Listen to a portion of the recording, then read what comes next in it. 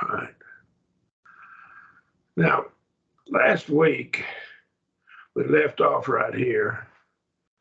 I added something to our book because I've had, and I just remembered in the last few days, I was looking around studying some more on this, that I've had some people to say, well, you're just advocating rationalism. And of course, I'm not.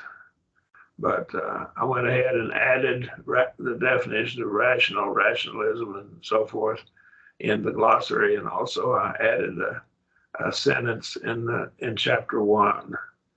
And while I was at it, since I was doing it, I added some more information in a couple of other chapters, just a little bit additional information. So I sent you the book again. I'm sorry about that, but I'm going to have to be tweaking the book from time to time. The word mother we looked at last week, and we saw that it could be a wicked woman, Ezekiel 16:45.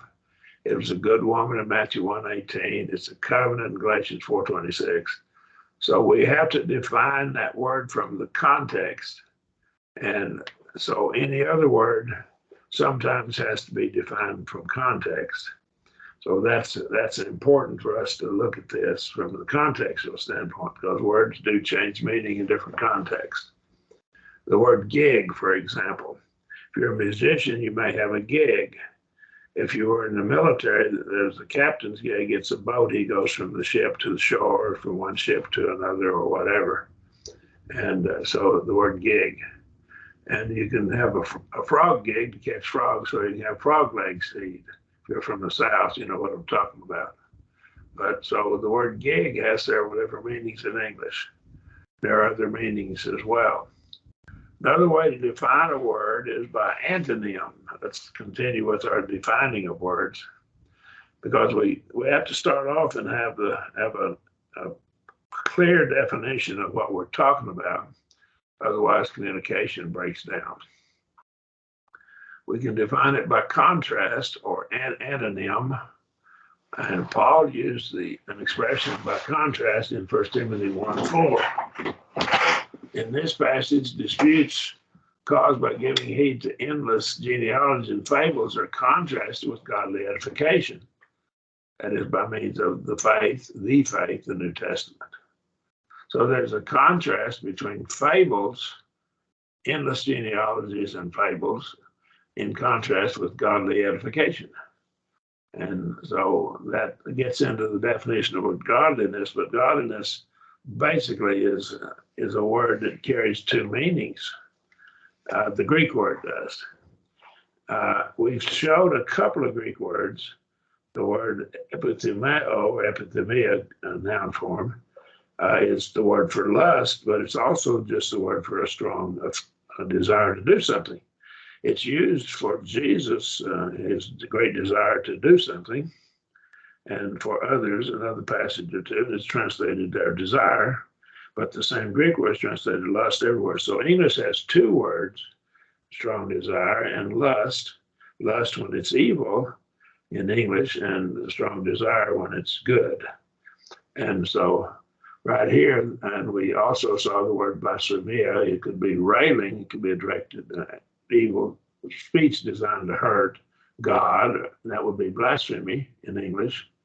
And railing if it's words designed to hurt a person, a human, or someone like some other person besides deity, of course. Then that would be railing. So the same word's translated two ways. That's from context again. And right here, godliness is also this. When it's referring to God or deity or spiritual things, it's godly or godliness. And when it's referring to a person, like in 1 Timothy 5, it's translated with a different idea. And so we get a different idea in there in that 1 Timothy 5. And that's when we show respect for the older person. That's the word that's used there. All right. Now, let's go further. We define a word or expression by placing it in a category. making it a subdivision of something else, and that helps us here. And the word in Colossians 2:8, philosophy, is either equated to or is a form of vain deceit. Now, this was, of course, in the context, it's the philosophy of men. And the philosophies that are dealt with in the New Testament are always human philosophy, not the philosophy of God. The word philosophy is never used for the New Testament itself. The questions philosophers ask are good questions. They just answer them with the wrong presuppositions. If you look at the punctuation of both the King James and American Standard Version and other good translations, there's an absence of a comma after the word philosophy. And that demonstrates that the translators understood that this word was either equal to the vain deceit or was a kind of vain deceit. This is borne out by the Greek structure of the Greek syntax in this passage as well. And this would be Granville Sharp's rule. I cite Daniel Wallace as my source. All right. Now, Sharp's rule, you'll learn that if you take Greek, and it's later in the Greek, however, it's not early. All right. So another method of defining biblical words or expression is by parallel verses.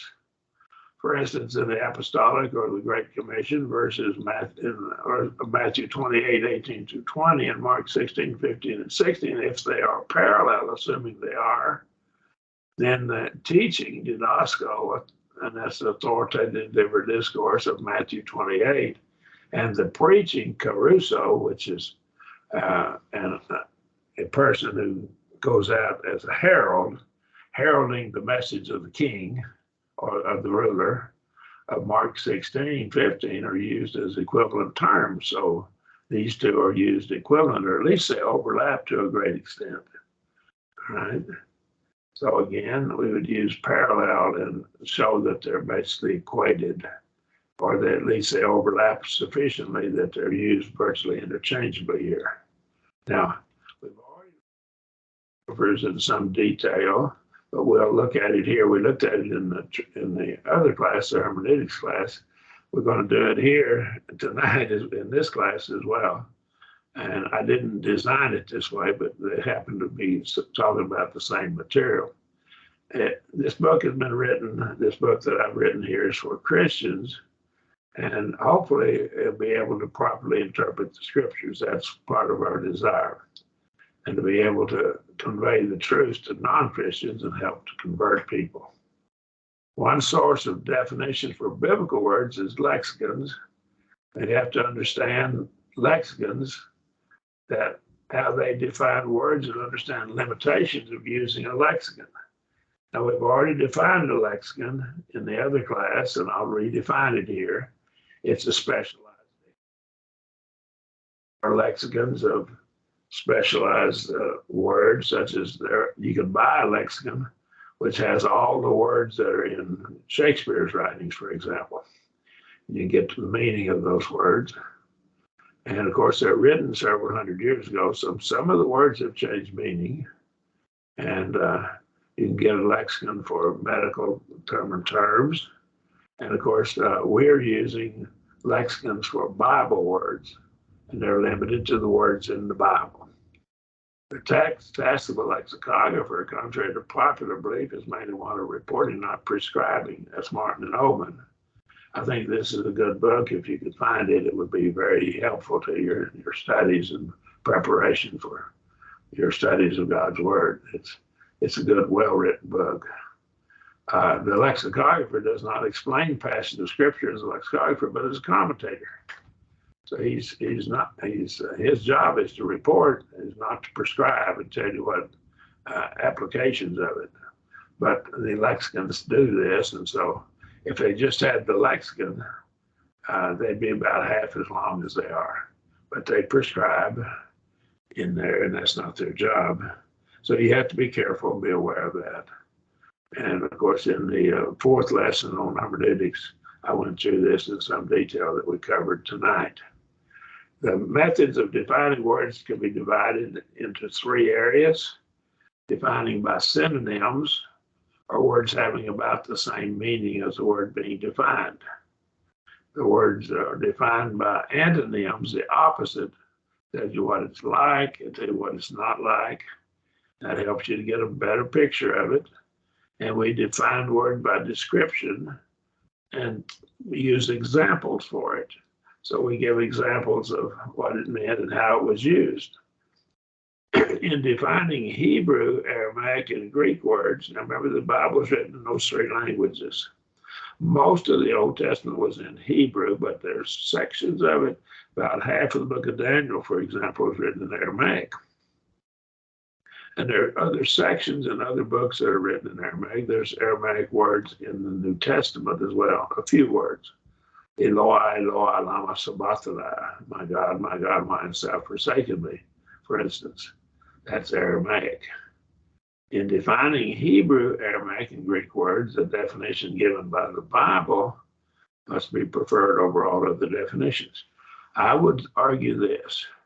If the Bible defines a word, I don't care what the lexicons say, because the Bible is inerrant, it's God's word, and I'll take that definition above all other definitions. That's where I stand. And so I would argue then that the Bible definition trumps, vetoes, overrides any other sources for defining it. In defining Hebrew, the words, I would say it's preferred, more than preferred. It trumps, vetoes, or nullifies other sources. For example, baptism is a burial in Romans 6, and no matter what one may say the word means, it must conform to the figure of a burial to be a valid definition. That would be my argument. And that's not just Hebrew, Romans 6, but it's also in Colossians 2 as well. Some Bible interpreters mishandle lexicons, and in lesson 4 of the hermeneutics class, I went through that and gave some examples of it. We won't go back to them. If you're just viewing this class, you can get the hermeneutics and look at lesson 4 and see those sources.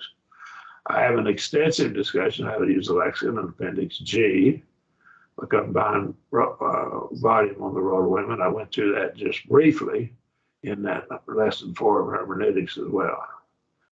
The work of a Greek lexicographer, and we're going to use Thayer here, but other sources, Brown, Drager, Briggs, Gesenius, and others, is to define a Greek word by considering its usage from the secular writings of the New Testament times, as well as from the scriptures. And the act of determining a meaning of the word can become subjective, particularly if the lexicographer has his bias to control his thinking, if he allows him to. To be valid, the definition must be in harmony with all the usage of the word. Now, any questions? So we're dealing with people. People have biases. Marion Fox has biases. Yes, I do.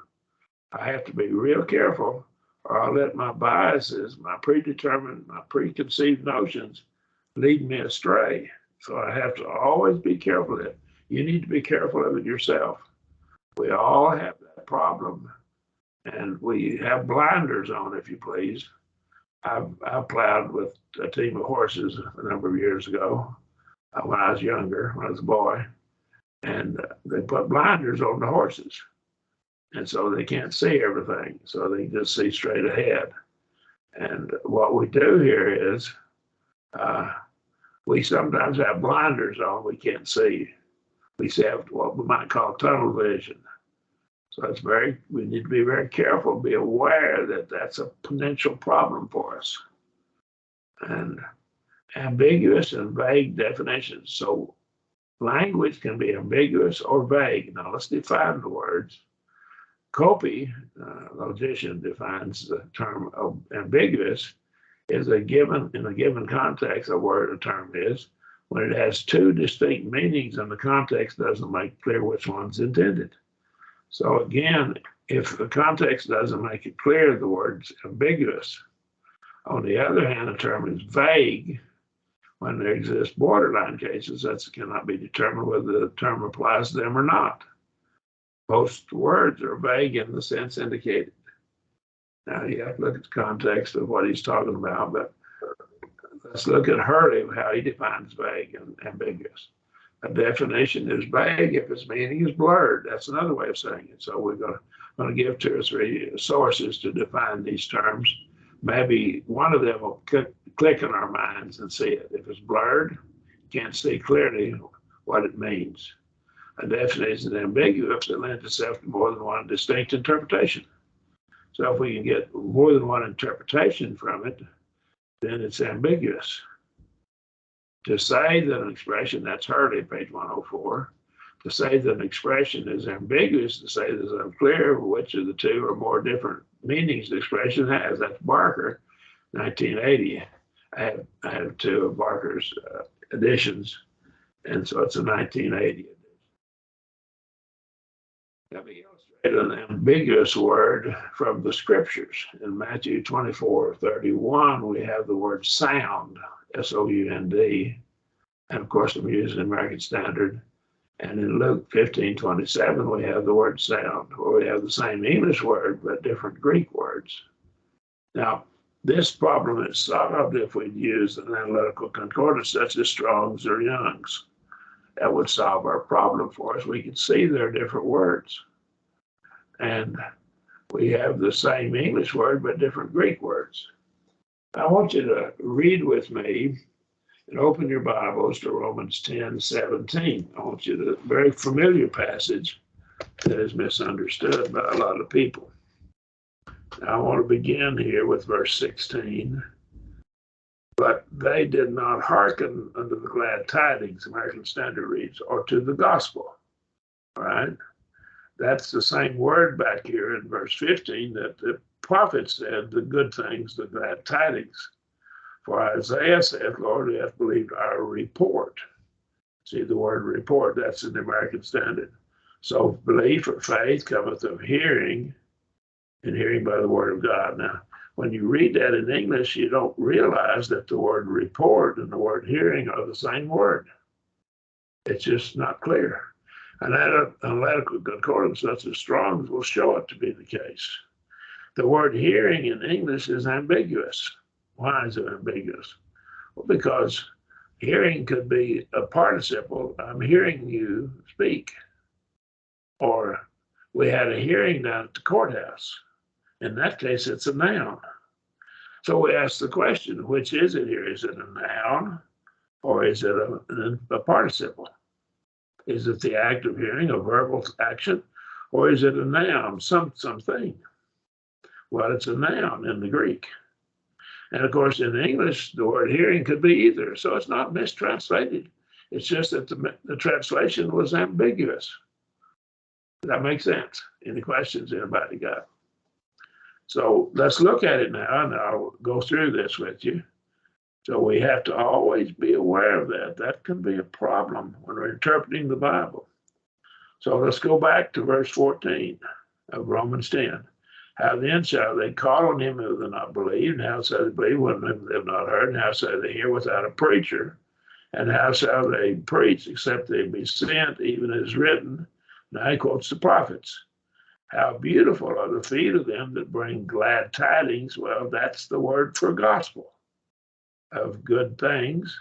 But they have not all hearkened unto the glad tidings, unto the gospel. For Isaiah said, Lord, who hath believed our report? That's that Greek word akoe that's translated hearing down here in verse 17. So then belief cometh of the hearing, or belief cometh by the report. I think they did a disservice here in not translating it. Faith and belief cometh of the word hearing instead of, you put hearing instead of put report. The very report that Isaiah talked about is what he's talking about here. And the report, the hearing, by the word of God. Does that make sense? Everyone see what we're talking about? It makes better sense when you look at it as being the same thing as the report of Isaiah, which is the gospel in the context. It was the gospel that produced faith. I hope that's helpful to us. But right here now, the English is ambiguous. Most translations have it ambiguous. I don't know why, but they do. And I think it could be better translated. Now, again, the word sound is from 2 different Greek words, Matthew 24:31 and Luke 15:27. The Greek word meaning. Another example can be found in Matthew 28:19 through 20. Teach and teaching, King James Version, are translated from different Greek words. There are several different Greek words translated teach or teaching, and some of these have different meanings. There are some words translated teach that are teaching, and they're teaching, oral teaching, and some are both oral and written. And so again, we have different words. And if you have the American Standard, go to Acts 18, you'll see a word, and the footnote tells you it's by oral teaching or by words spoken. And then another word that would be didasco is both teaching and orally and in writing. We can prove that from the usage of the word in the New Testament. So there are several different Greek words translated teach or teaching. And the English word teach is more ambiguous than the different Greek words that are translated teach. So we have to get into the text of the words, study them, and see what they mean. So the word teach can be ambiguous in English. It's broader than the Greek words from which it's translated. Greek is more exact here. Any questions or comments? That gets into the interpretation of 1 Timothy 2, verses 10 through 12 or 10 through 13. Use of ambiguous words can cause one to commit a logical fallacy, and that's called equivocation. And we'll get to that fallacy in chapter 10. But that's when you change horses in the middle of the stream, as we used to say when I was younger. And so you change horses in the middle of the stream, you might get wet when you do that. So what you do is you're changing the meaning of the word in the sentence. You may use the word in the sentence or two sentences in a row and change the meaning of the word. And of course, that's a fallacy that leads people astray. They get the wrong impression as to what you're saying. So it is a fallacy. We'll see that in chapter 10.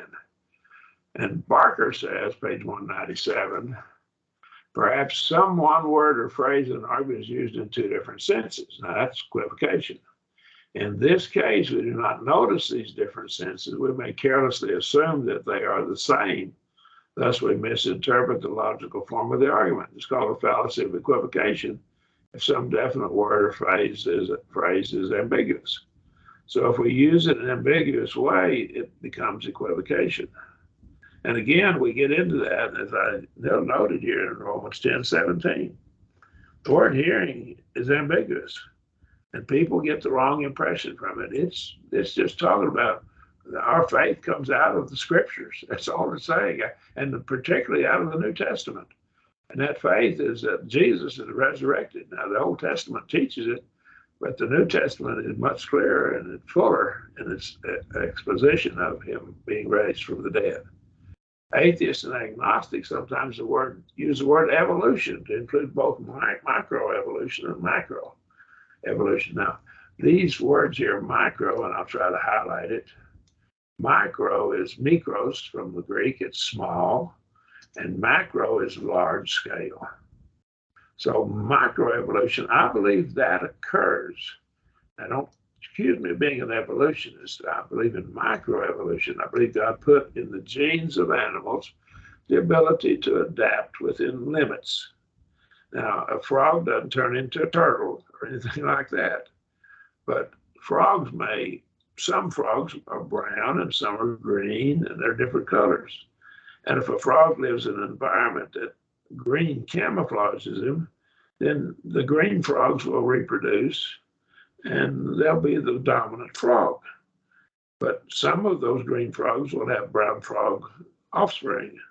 And those brown frogs, if they get out away from where the green stuff is, and they're camouflaged by the brown color, they'll become dominant. And again, God put that in the genes of the animals so they can adapt. I believe that happens.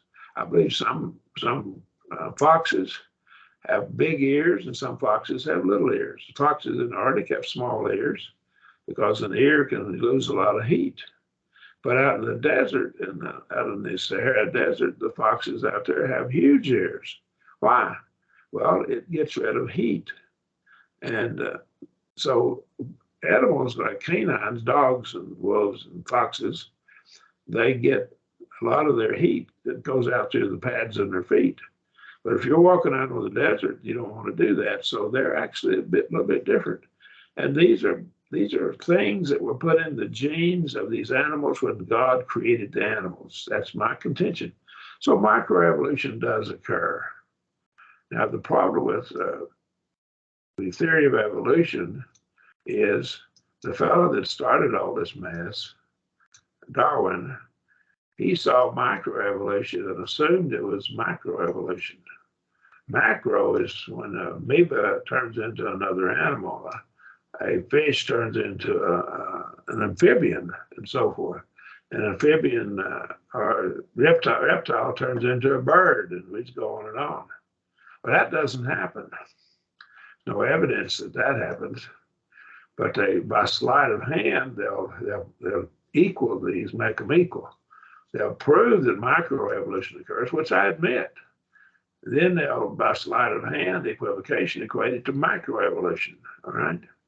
Now, if you have my flood book, volume 2, the revised edition, it's in volume 1 too, as well. But the volume 2, you have an electronic copy. I discuss both of these in some detail. Okay. Are there questions?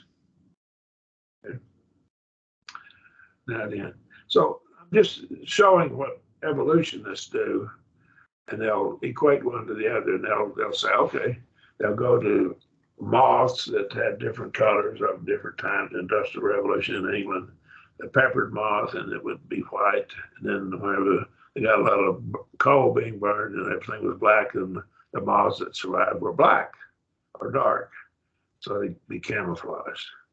And again, they made assumptions about this. And then they assumed that was evolution. Well, it was microevolution, and it was already in the genes. God put it there.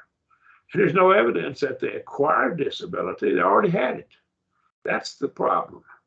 And they equate these two. And I cite some evolutionists that say you can't equate them. Okay? They admit you can't equate them. It's just bad reasoning on their part. Language can be vague when it's difficult to determine when the term applies. Now we're getting away from equivocation now, where you have an ambiguous expression. Now, an example of that is the question of how many whiskers does it take to make a beard? I can't tell you how many whiskers it takes to make a beard. In fact, there's no source that I can appeal to that defines when that occurs. All right? No source that I know of demonstrates that the English word beard they all demonstrate it's vague. They don't give a precise definition of how many whiskers it takes to make a beard. I haven't found any source. The English word bald is vague because it cannot precisely define how many hairs one must have before he ceases being bald. Okay? So words can become vague. The use of vague words or expression can lead to confusion. Now, you need to be careful about words. They can be vague. You need to avoid that in our speech and our writings. You need to recognize the problems with vague words and expressions when we converse with others. We have already discussed this problem in improper definition of the word faith and believe. And the definition of faith and believe is wrong in their dictionaries, of course. And so they misdefine it. Now then, let's look here. Someone say, well, now, Marion, shouldn't we just use common sense instead of logic? Well, many people claim we should use common sense instead of logic, deductive reasoning, when dealing with questions of ontology and axiology. Marion, you shouldn't use those words, ontology and axiology. They're big fancy words, but I've defined them. And they limit and show what we're talking about once you understand the meaning of them. Ontology is what is real and how it got here. How did the earth begin? It was created by God. How did the sun, moon, and stars begin? They were created by God. And that's the answer to ontological questions there. What is man? Do we have a soul? Do we have a spirit? Are we more than just chemicals, a bunch of chemicals?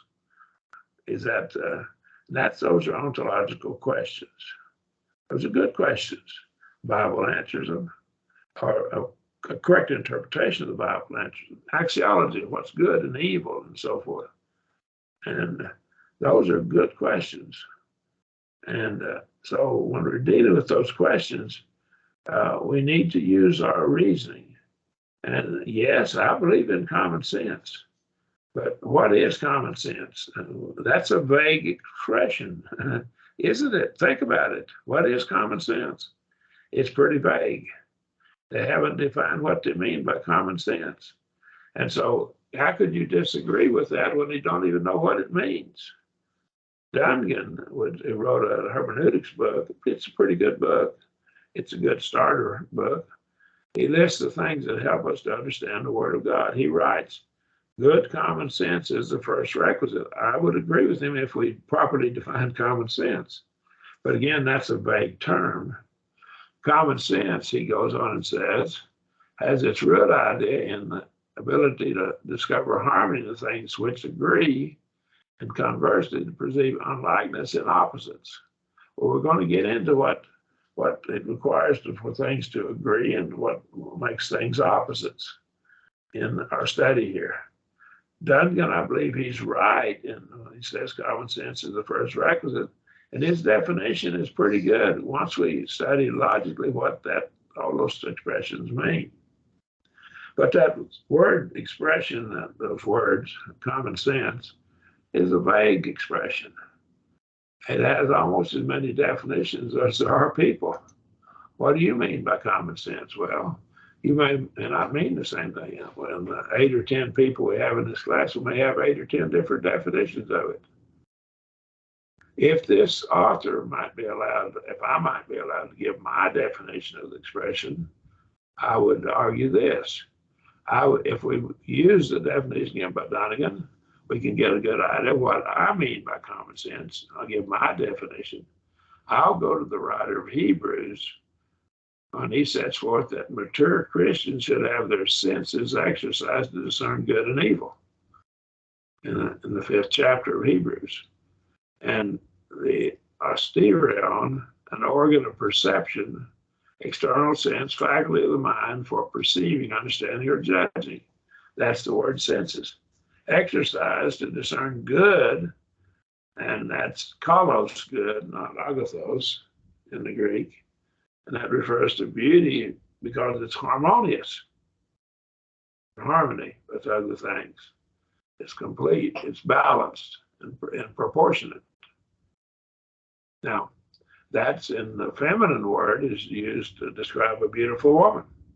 What makes her beautiful? Well, in a physical sense, when her proportions of her body, the left side of the face is proportional, it looks just like the mirror image of the right side. That's one big thing they've discovered with scientific research. And so God sees things as harmonious, balanced, and proportionate, and he sees that as beautiful or good to look at in our lives. I believe that when we go to Hebrews 5:12-14, that's what he's saying here.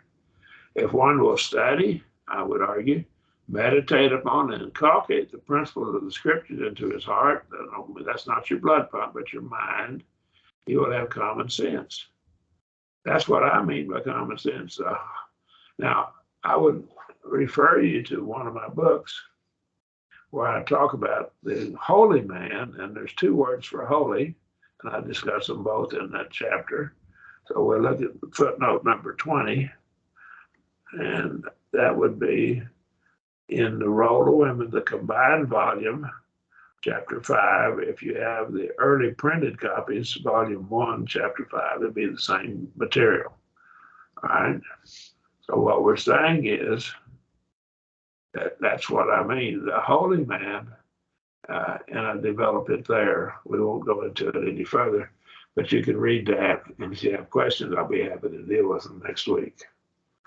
And that man will have developed this common sense approach by exercising the senses to determine good and evil. He's going to determine what's good and proportional in the right proportions. I will illustrate this with an illustration from that chapter that I have in that book that I cited, and that is this. If you were driving down the road and the speed limit was 65 miles per hour, and you looked down the road and saw some children playing beside the road, the highway, and you said, oh, they might run out in front of me. So you slow down to 45 or 50 as you go by them. You're not required by law to do this, but your realization that those children might dart out in front of you, and if you're driving slower, you can avoid them more easily. That would be using your senses. Common sense would tell you to slow down. That's one of the points I made in that chapter. There's harmony between things that agree with the gist of the Bible, just the scriptures, and you can perceive unlikeness between those things that disagree with the gist or the main thrust of the Bible itself. The more you study the Bible, the more you'll see the thrust of the Bible. The central part of the scriptures is to love God and love your neighbor, and that's what the Bible's all about. And when we get that in our mind and we begin to see it, it relates to how I relate to God and how I relate to my neighbor. All right? This common sense approach means that one will employ sound and inductive reasoning, which we'll have a chapter on inductive reasoning when it applies. We'll use deductive and inductive both, but we'll get into that later. Are there questions? All right. Okay. I want to get through just this next section and we'll close. When a young person goes to college, particularly to graduate school, he'll be fed a steady diet of ideas that are based on two false assumptions of atheism. These are: the only way we know truth is by science. This is generally what's taught in our country. And since scientific knowledge is tentative, you can't be certain about it. And the only way we know things is scientific knowledge, and that's tentative knowledge. Then all of our knowledge is tentative, and we can't be certain about anything. And you take a class in philosophy, and one of the things they'll ask you is, can you prove you exist? They'll start off with trying to break you down right quick. That's what they do. And they have all these cute little ways to do it. And that your young people that go to college are going to be hit with that. Now, it depends on your curriculum you're studying. And if you study like engineering or mathematics, you don't get very much of that. If you study some of the physical sciences, you don't get a lot of, you get some. If you study biology, you're going to get a heavy dose of evolution, macroevolution. And if you study sociology, you're going to get Karl Marx's views of society. And if you study psychology, you're going to get atheistic views of psychology. Depends on what you're studying. Scientific knowledge is always progressing. The second point they argue that they'll be taught. And anything that's old is suspected of being wrong because they keep discovering new stuff and they advance. The more they experiment, the more they find out, the more they learn about things. And that's good, it's right. But science, that's the nature of science. But there are some things that are stable, and that's what's right and wrong, morality. And these are stable issues. And of course, the scriptures provide us with that. But the problem is, we have all these people out there that don't realize that there are stable, timeless truths of right and wrong. And so everything changes. And so things have changed. So if you don't believe that you know anything except by science, and scientific knowledge is tentative knowledge, and everything's progressing, old stuff is suspected of being false, that would include the Bible, this breeds skepticism, eventually leads to agnosticism. This is referred to as modernism in our society. Modern things are better, and in some ways they are. But our society is progressing from modernism to what's called postmodernism. And postmodernism is just modernism gone to seed. What they've done is they've logically accepted the implications of modernism. We cannot know truth. So we're a bunch of, basically everybody becomes a bunch of agnostics. Agnostic says, I don't know whether God exists or not.